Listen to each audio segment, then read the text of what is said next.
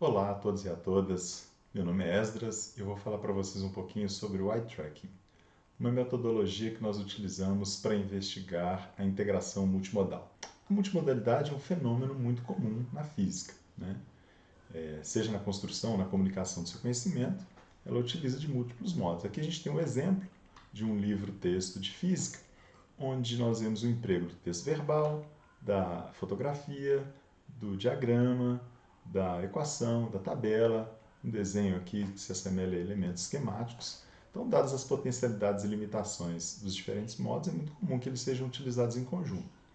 Agora, quando tentamos investigar questões relacionadas à integração desses múltiplos modos, uma dificuldade que se apresenta é determinar exatamente o que o leitor está olhando em um determinado momento da leitura. Então, nós utilizamos uma ferramenta de rastreamento ocular, denominada de eye tracking, né? Que é um computador com um sensor capaz de rastrear a posição dos olhos do leitor sobre a tela.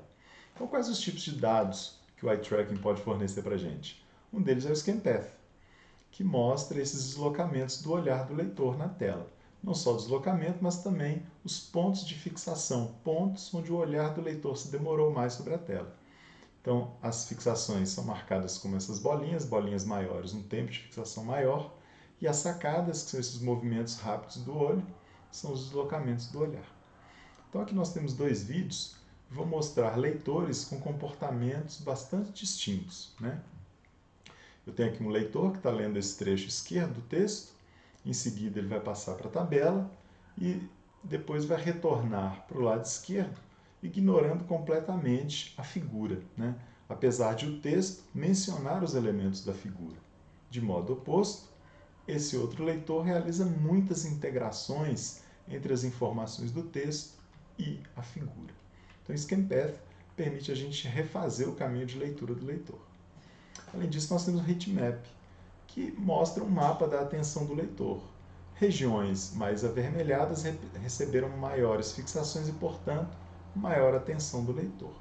Então, nós temos aqui um exemplo, né, na resolução de uma questão, em que o desenho icônico praticamente não atraiu a atenção do leitor, ao passo que o desenho esquemático atraiu bastante a atenção do leitor, né? Bem mais vermelho aqui.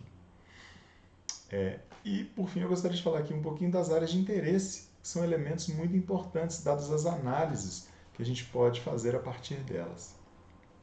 As áreas de interesse, você pode produzi-las, né, usando o software, e depois solicitar que o software forneça algumas informações sobre essas áreas, né? Então, aqui, por exemplo, eu fiz aqui uma área de interesse na tabela.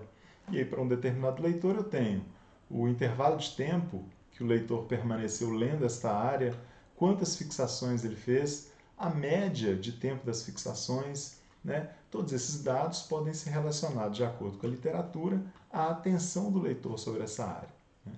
Além disso, as áreas de interesse nos permitem fazer a matriz de transições, que vão indicar para a gente como que o leitor se moveu entre uma área e outra, né? Isso em todas as áreas que você criar, e também o gráfico das sequências de observação das áreas de interesse, né? Que é esse gráfico que mostra ao longo do tempo como o leitor se deslocou entre as áreas.